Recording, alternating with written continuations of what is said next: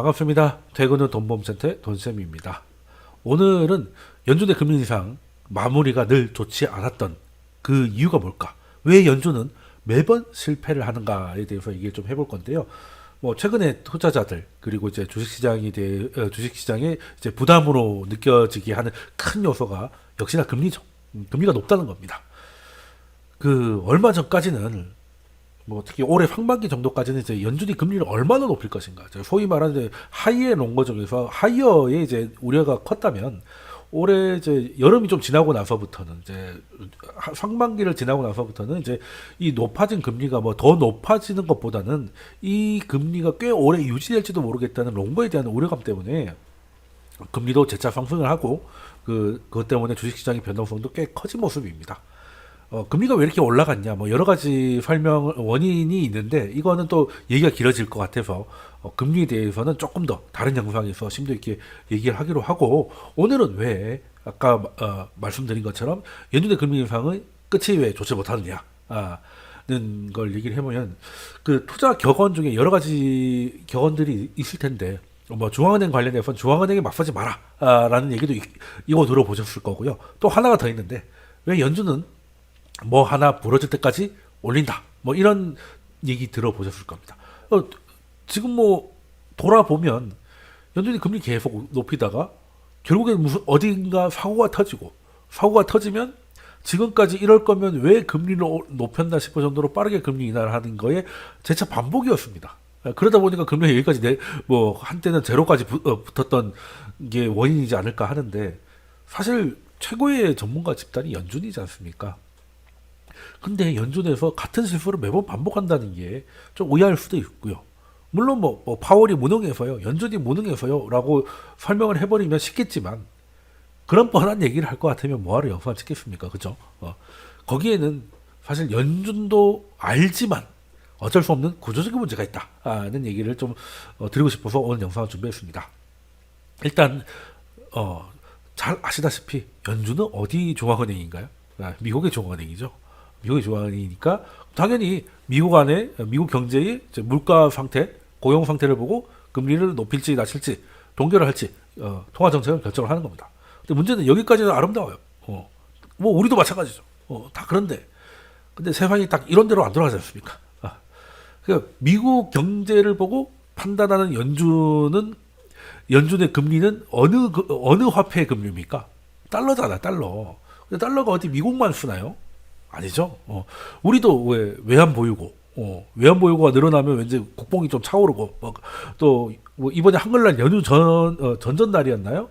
코스닥이 4% 정도 빠졌을 때, 뭐 사실 왜 이렇게 빠지냐라고 했더니 뭐 여러 가지 이유가 있었겠습니다만 확실하진 않지만, 어쨌든 뭐 떠도는 이야기 중에 하나는, 실제로 그날 우리나라 외환보유고 발표가 있었는데 하루가 연기가 됐잖아요. 그러니까 몇 시간 연기가 됐다가 다음 날로 연기가 되면서 이게 불안감을 키운 거죠. 안 그래도 금리가 높아가지고 요즘 달러 강해지고 환율 올라가는 것만 보면 이제 가슴이 벌렁벌렁 하는데, 외환보유고 발표가 연기됐다 이러면 외환보유가 많아서 연기됐기보다는 뭐 하나 빵꾸가 났으니까 그 메우느라고 연기된 게 아닐까, 이런 걱정을 할 수밖에 없는 상황이 됐고, 그게 이제 시장을 잠시나마 패닉으로 몰고 갔던 거를 생각해 보신다면은, 예전에야 뭐 금이 많은 게 돈이죠. 금이 돈이고 지폐는 사실 금 보관증이죠. 여기 골드코인이라고 되어 있지 않습니까? 옛날엔 그랬잖아요.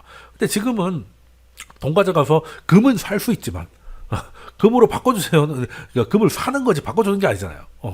그러니까 이제는 그냥 그 예전에 금이 돈일 시절을 어려운 말로 뭐라고 합니까? 금본위제. 예. 그럼 지금 무슨 본위제일까요? 지금은 본의가 없지 신용화폐니까. 이렇게 하면 굉장히 명석하신 분이고요. 쉽게 설명드리면 우린 달러본위제죠. 달러본위제입니다. 그 외환보유고가 뭐 많으면 좋은 것도, 달러가 많으니까 좋은 것이죠. 사실 그 달러본위제가 아니면 우리는 그냥 한국은행이 워낙 많이 찍어가지고 워낙 많으면 좋아야 되는 거 아니에요? 그건 아니잖아요.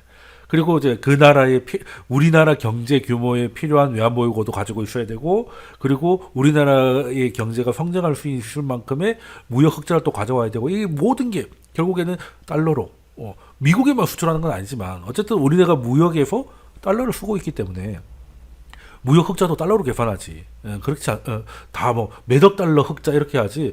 얼마 원화로 표현을 잘 안 하는 이유도 사실 우리는 이제 근본이제에서 달러 본위제로 넘어와 있다라는 걸 이제 그 증명하는 증거라고 볼 수가 있습니다. 예. 그럼 달러 본위제에 대해서 이제 이해를 하셨고 동의를 하신다면은 그럼 미국은 미국 경제를 보고 통화 결정을 하는데 그 결정이 미치는 영향은 달러라는 기축 통화를 타고 전 세계에 영향을 끼친다는 거예요. 그러니까 미국이 특별하게 경제가 좋거나 미국이 특별하게 뭐 물가가 높아진다거나 했을 때 미국이 그것 때문에 긴축을 하면 뭐 당연하죠. 뭐 그렇게 하면 긴축을 해야 되니까. 그럼 말릴 수가 없지. 그런데 그렇게 되면 우리도 어쩔 수 없이 긴축을 해야 되는 상황에 놓이는 일이 자주 발생을 한다는 거예요. 그리고 그 보통 뭐 미국이 금리 인상을 하면 꼭 우리나라 뉴스에는 미국 연준이 금리를 또 25bp 인상을 해서 이제 금리가 5.5%가 됐습니다. 라고 하면 다음 꼭지는 꼭 뭡니까? 한국의 금리는 한국의 기준금리 3.5%니까 이제 드디어 한미 간 금리 차가 2%나 됐기 때문에 앞으로 외환 자금의 유출이 우려된다. 라고 하는데 그거 아니라고 여러 번 말씀드렸죠. 물론 뭐 차이가 한 10% 나면 모르겠습니다만 우리보다 금리 높은 뭐 이런 나라들 많아요. 베트남이나 이런 데도 우리보다 금리 높지만 우리나라 돈들이 거기로 가지 않습니다. 그래서 달러 금리라는 거의 레벨은 별로 중요하지 않을 수 있어요. 레벨 자체는 그 레벨을 따질 때는 뭐 유로화나 그 달러나 이렇게 거의 이제 기축 통화로 취급되는 아이들에서나 그런 얘기가 금리 차가 이제 중요한 거지. 우리나라처럼 이제 약간 이머징 통화에서는 그냥 뭐 그 금리 차이는 뭐 크게 중요한 건 아닙니다. 중요한 건 뭐냐면 방향이 맞아야 돼요. 미국이 긴축을 하는데 우리가 완화를 한다. 이러면 이제 환율이 터질 수 있다는 것이죠. 그러니까 미국이 긴축을 하면 최소한 작게라도 따라붙어야지 방향을 갖게 만들어야죠. 그래서 우리나라도 미국보다 먼저 금리 인상을 했고 미국보다 먼저 동결을 했잖아요. 그래서 어떻게 보면 큰 탈은 뭐 물론 이런 강한 긴축에 고생이 없었다고 말은 못하지만 그 파도에 비해서는 아직까지는 큰 문제가 없었던 것이 방향이나 타이밍은 꽤 적절했다는 겁니다.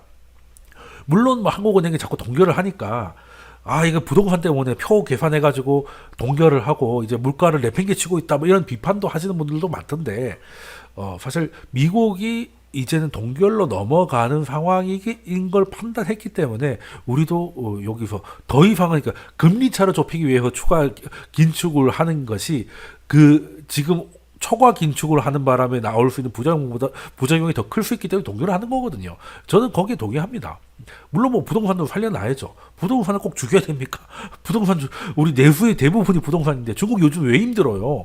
부동산에 잘한다니까 힘든 건데 그렇다고 부동산을 뭐 지금 부양은 아니지만 그렇다고 뭐 그냥 작정하고 정책적으로 죽이겠다 이건 말이 안 되는 것이고 그걸 떠나서 지금 미국의 그 방향을 우리는 조금 일찍 하고 있는 상황이다.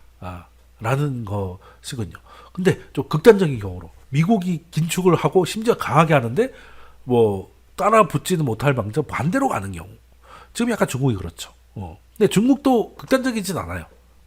중국도 가만히 있다가 물가는 중국이 거의 안 움직이니까 가만히 있다가 미국이 이제 더 이상 안 올릴 것 같으니까 부동산 문제 때문에 약간씩 부양을 하는데 부양도 그렇게 시원하진 않죠.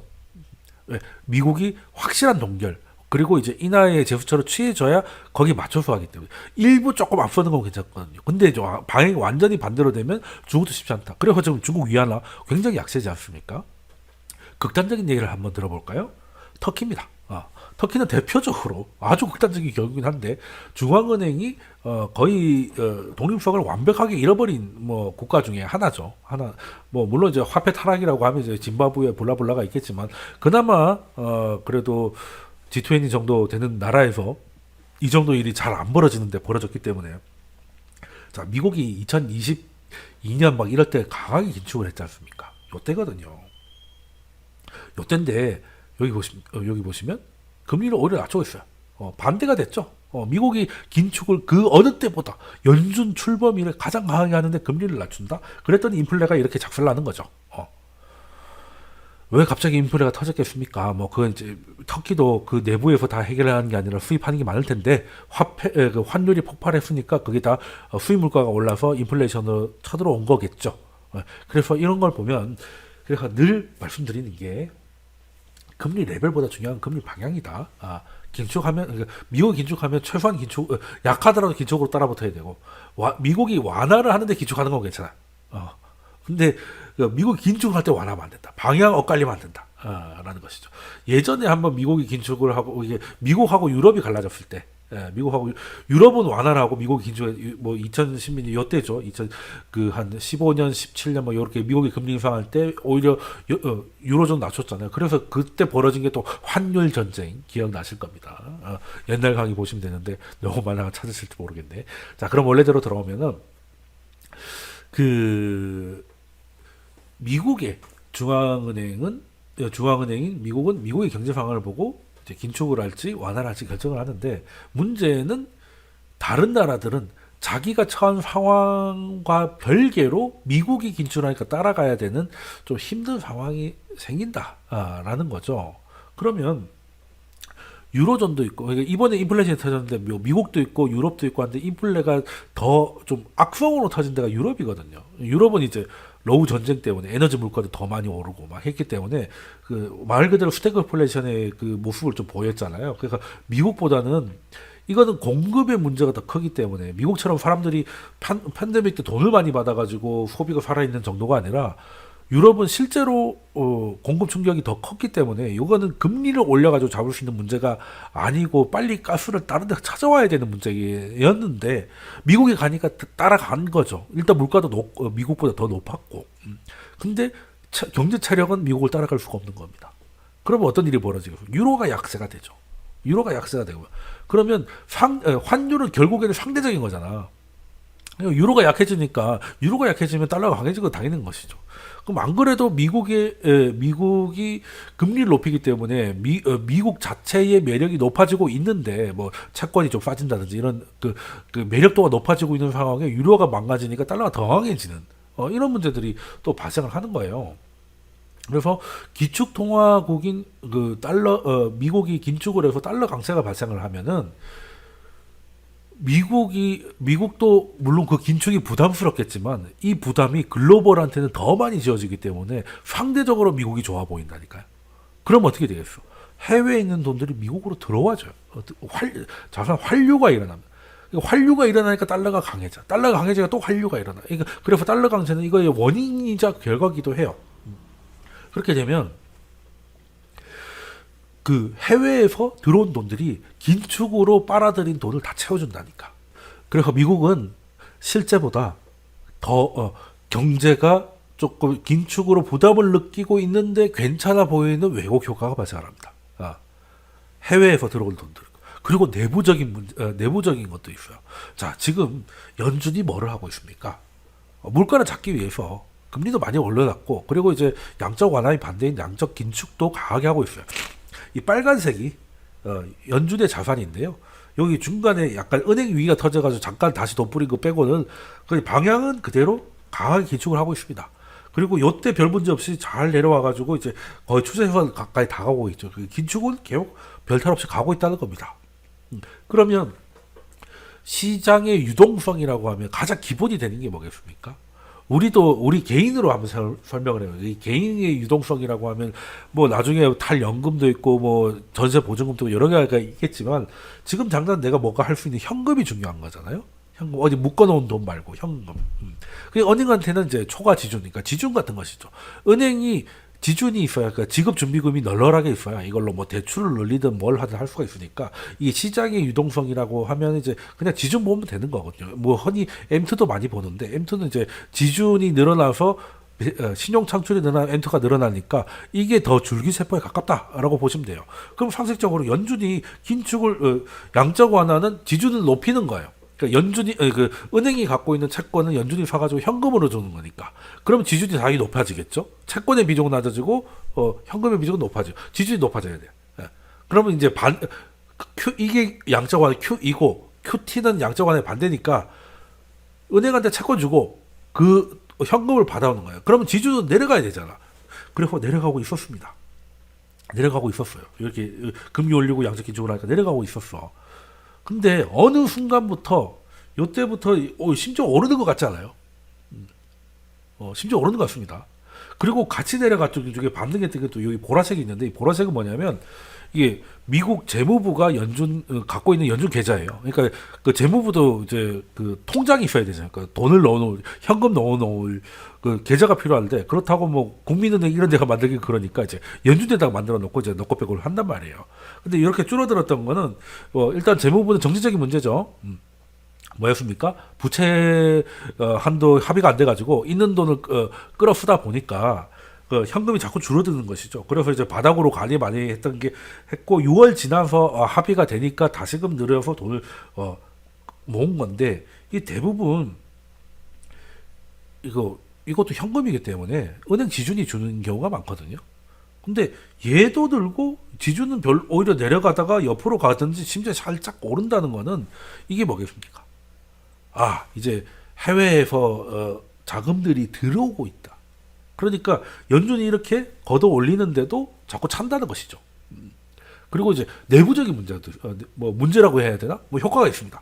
그러니까 이거까지 이해하셨죠? 미국의 긴축을 강하게 하니까 이 금리의 부담을 느낀 글로벌 각 국가들에서 빠져나온 달러들이 여기는 힘들어질 테니까 빠져나온 달러들이 본국으로 돌아오면서 달러 강세가 만들어지고 우리도 환율이 높아지고 하면서 결과적으로 계속 이런 순환이 일어나서 미국 외 자금이 미국 내로 들어와서 이 긴축의 충격을 완화해주는 효과가 있고 요건 외부적인 것이고 내부적으로 또 뭐가 있냐면 연준이 이제 그 뭐 팬데믹 때부터 해가지고 돈을 열심히 풀 때 자금이 너무 이제 그 시중에서 오갈 데 없이 떠들어도 문제니까 이 영레포라고 해가지고 쉽게 말해서 이제 파킹 할 수 있는 그러니까 유동성을 좀 고아놓을 수 있는 뭐 그런 걸 하나 좀 만들었는데 원래부터 있긴 했습니다만 이제 이자를 좀 더 줘요. 그러니까 미국은 금리가 이게 두 개지 않습니까? 여기 상단 하단 이게 지금이 5.5고 이게 5.25잖아요.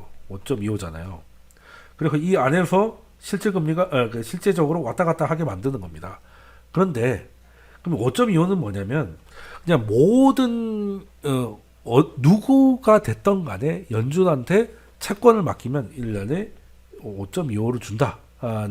그래서 이제 요거 밑으로는 연준이 최고 안전한데 연준이 5.25로 주니까 다른 데서 5.0을 준다. 그럼 아무도 안 가겠죠. 그러니까 이제 금리의 하단이 됩니다. 요거보다 내려가지 않을 테니까.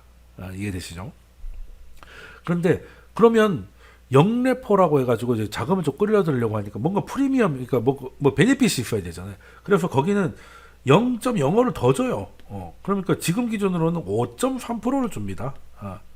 그럼 여기다가 이제 돈들이 많이 왔다는 것이죠. 그래서 이게 2조 달러를 넘어가고 막 그랬습니다.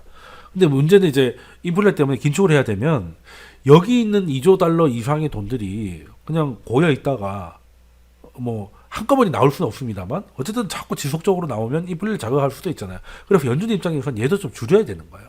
얘도 줄여야 되는데 그렇다고 지금 이거를 없애버리면 이 갑자기 지구와 말바꾸시면 어떡해요? 뭐 이렇게 돼서 이제 좀 이렇게 좀 와르르 빠져나올 수 있으니까 좀 천천히 나오게끔 유도를 해야 되는 거죠. 그러니까 그 시장 중심이라는 건 그런 거예요. 중국처럼 야 오늘부터 안 주니까 다 나가 이러면 얼마나 편하겠습니까? 근데 미국은 시장 중심이잖아. 시장이 알아서 가게끔 유도를 해야 돼. 그러면 조금 어려운데 잘 따라와 주세요. 자, 5.3%를 주는 게 역RP다. 그래서 이제 RRP라고 하는데, RP는 들어보셨을 거예요. 그 CMA RP. 근데 리버스, 그러니까 그래서 역RP가 되는 겁니다. 그러니까 5.3이 있는데, 요거를 좀 줄여야 되는데, 그러면 얘를 빼내면, 그러니까 여기서 빼면 그냥 현금으로 받을 수가 없어요. 규제가 있어가지고. 그러니까 이거는 어떻게 한번 거쳐야 돼. 그래서 T빌, 그러니까 미국 국채는 1년 이하를 T빌이라고 하거든요. 그리고 이제 중기채는 노트라고 하고 뭐 장기채는 T본드 뭐 이런 식으로 많이 하는데 그러니까 단기채를 사서 단기채로 받아서 요거를 뭐 단기채 시장에서 팔든지 알아서 해야 돼요. 그러니까 단기채가 나와야 돼. 그런데 요때까지는 6월 때까지는 부채 한도 협상이 안 돼 있어 가지고 단기채고 장기채고 재무부가 발행을 못 한 거잖아요. 발행을 못 하니까 이제부터 이제 발행을 하니까 이제 이게 늘어나는 건데 그러면 일단 단기채를 사서 그걸 현금화 시키려고 할 때 5.3% 받다가 뭐 단기채 금리가 4% 정도다 이러면은 이제 너무 좀 손해지 않습니까? 물론 현금이 필요하면 뭐 울며 겨자 먹기로 뭐 팔 수는 있는데 그 정도가 아니라면은 그냥 그 돈들이 안 나올 수 있는 것이죠. 그러면 이제 그 어떻게 해야 되냐?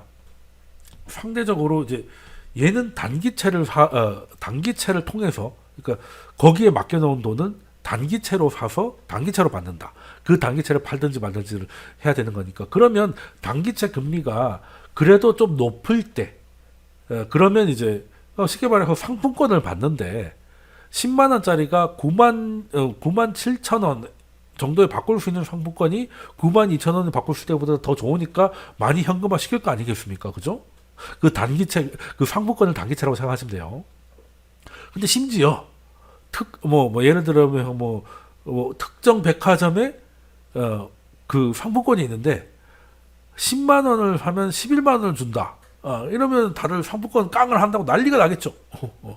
지금 그런 상황이 벌어졌습니다.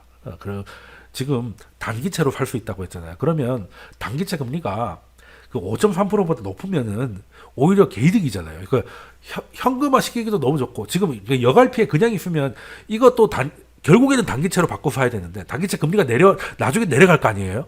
내려가면 이제 손해가 커. 지금은 5%에 할 수 있는데 나중에 2%에 하면 훨씬 손해잖아요.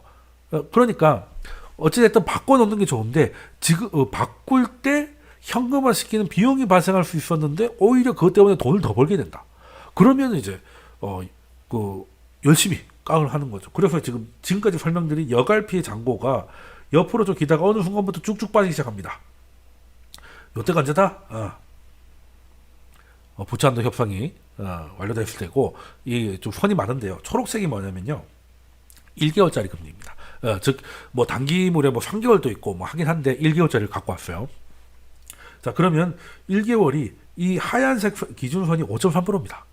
하얀색 위에 있을 때는 쉽게 말해서 상품권 깡이 가능하다니까. 이해되십니까? 영래포에 내가 100만 원을 넣어놨어. 근데 얘는 무조건 신세계 백화점으로만 받을 수 있어요. 인출을 할 수 있어요. 그런데 전환율이 지금 10만 원을 바꾸면 신세계 상품권 10만 7천 원을 준다. 그럼 갸꿀이지. 그런 식으로. 그러니까 여기 노란색 잔고가 쭉쭉쭉쭉쭉 빠집니다. 쭉쭉쭉 빠져요.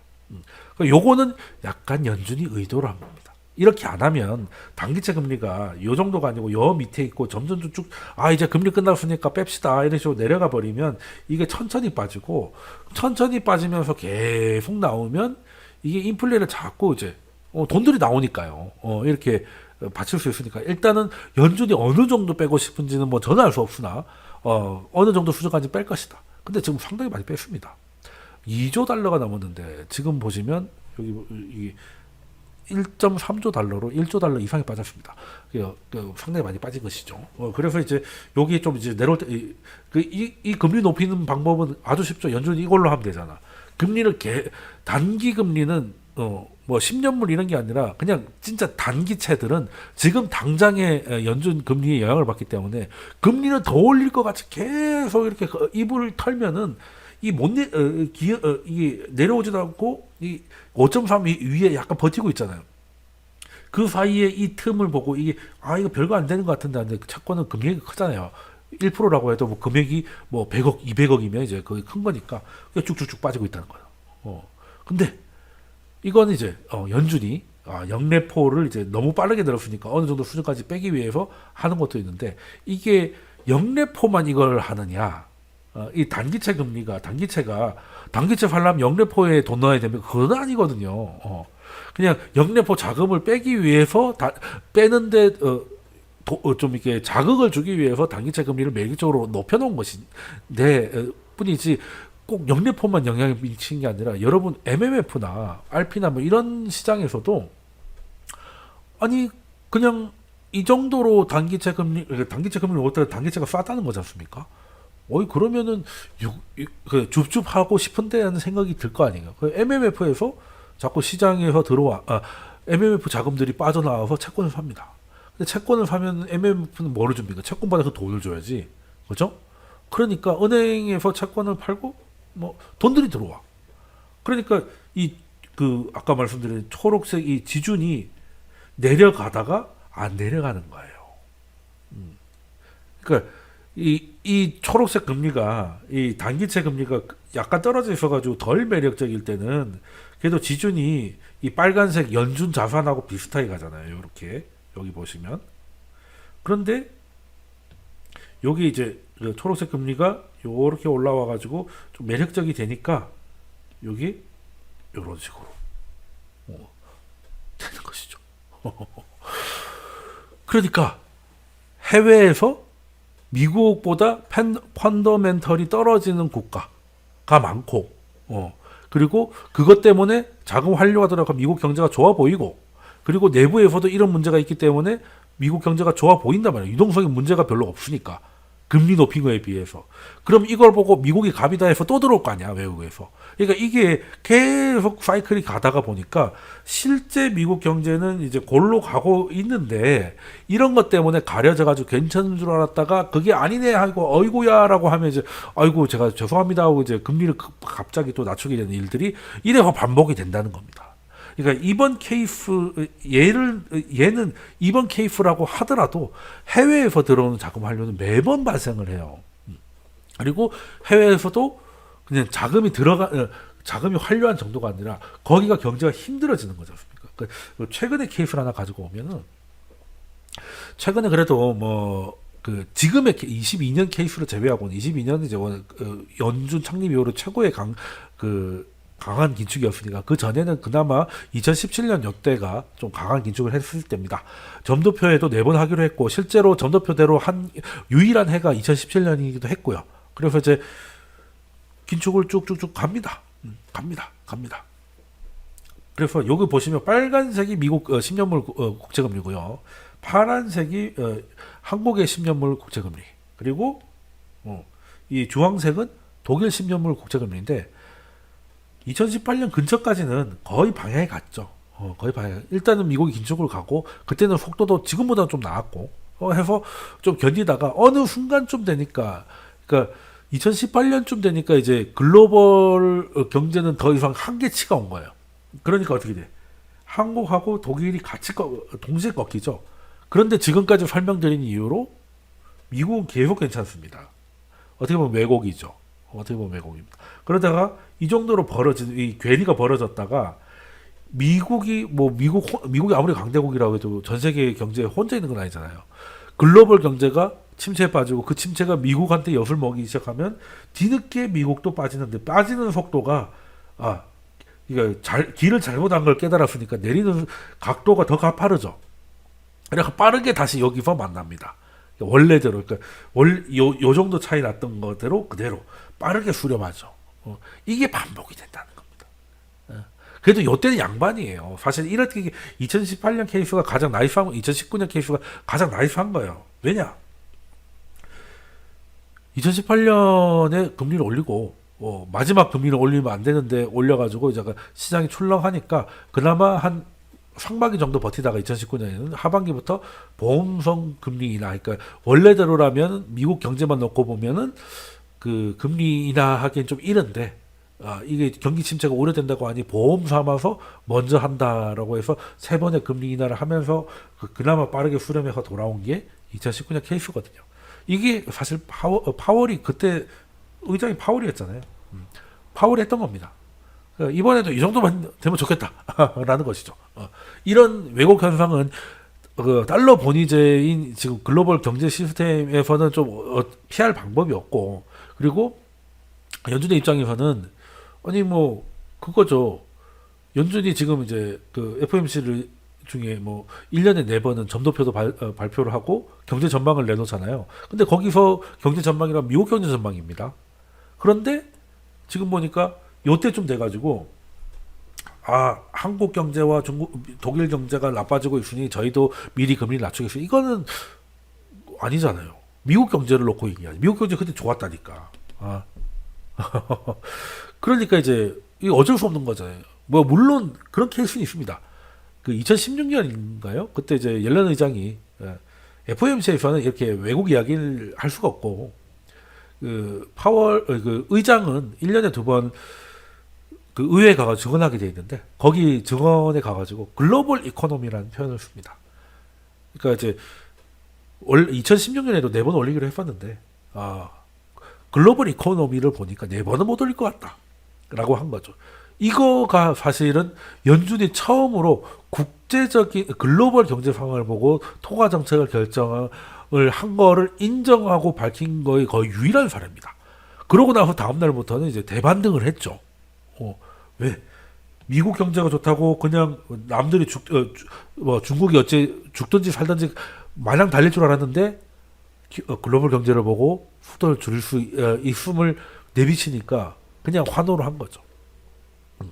물론 파월이 옐런처럼은 하기 힘들겠지만 또 2019년 케이스만 되더라도 그나마 연착륙이 되지 않을까 뭐 이런 생각을 좀 해보긴 하는데 그럼 이제 롱거가 너무 길어지면 안 되겠죠, 그죠? 자, 그러면 지금은 어느 정도겠느냐? 지금은 어느 정도 한 요때쯤 되는 것 같습니다. 제가 가지고 왔는데요. 이건 지우고 최근 겁니다. 자, 미국은 계속 오르고 있어요. 오르고 있고 독일도 최근에 좀 오르는 것 같지만 이건 사실 그 ECB가 이제 금리 인상을 이제 사실 중단 선언을 이제 하면서 약간 숨통이 트여가지고 그 경제를 죽여가면서까지 오버킬하면서 금리 인상을 할 것 같은 우려가 조금 줄면서 오히려 경제가 조금 예전보다 살아날 수 있겠구나 해서 그 요소를 약간 튄 거고요. 일단 한국은 옆으로 이렇게 가면서 괴리가 벌어지기 시작했습니다. 이제부터 사실은 이 정도에서는 일단 멈춰야 되는 거예요. 당연히 일단 멈춰야 되는 겁니다. 그리고 4.8은 예상할 수 있는 우리가 예상되는 인플레이션 경로나 이런 걸 봤을 때 상단입니다. 그래서 여기서 그냥 하향 안정화가 돼야 연착륙이 가능할 것이다.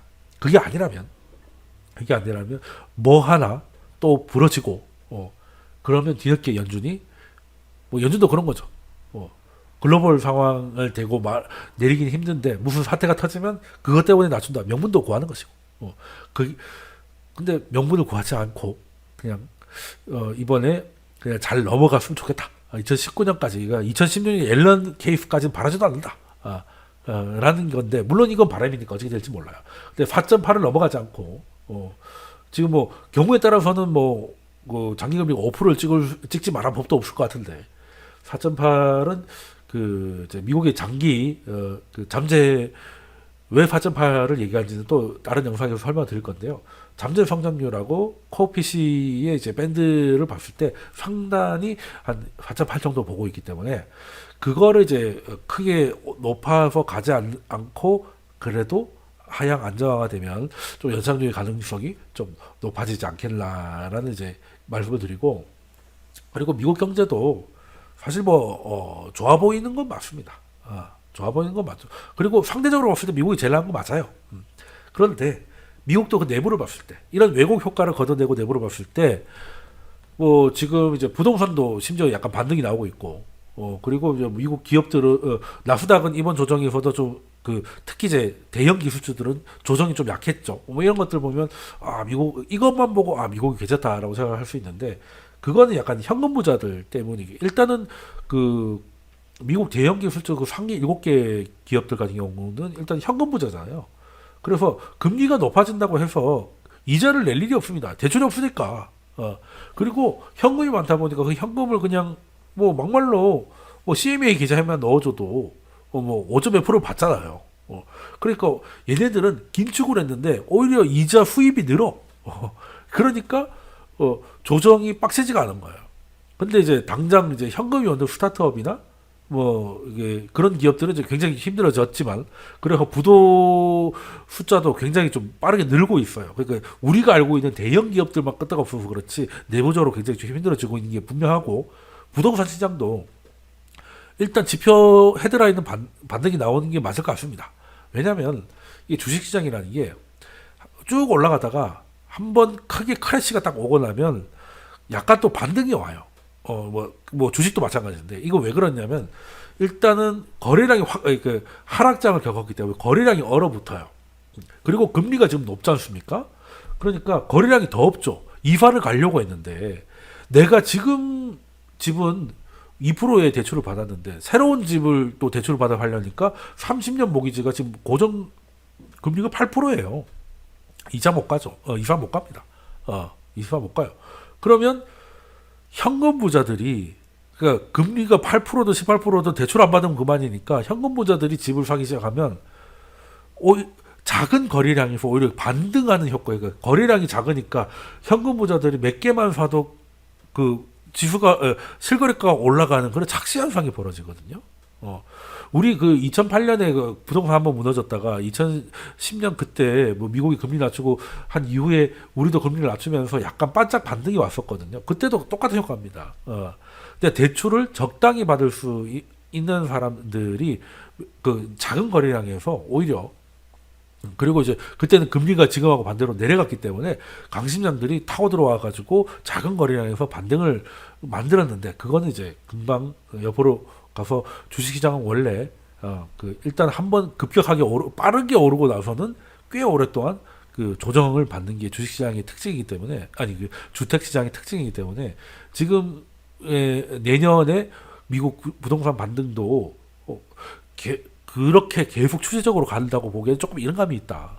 그리고 미국의 소비 뭐 이런 것들도 지금 초과저축 이런 것들 팬데믹 때 받았던 팬데믹 때 벌었던 이런 것들이 거의 다 소진되고 있고 또 그리고 중요한 거는 미국의 상반기 경제를 이끌었던 게 정부 지출이었는데 뭐 정부는 제가 최근 올해 들어서 이번에는 올해는 작년은 이제 연준발 악재가 많았지만 올해는 차라리 앞으로는 정치권에서 노이즈가 더 많을 것 같다라고 이제 올해 초 작년 말부터 말씀드린 것 같은데 실제 좀 그렇게 돼가는 것 같습니다.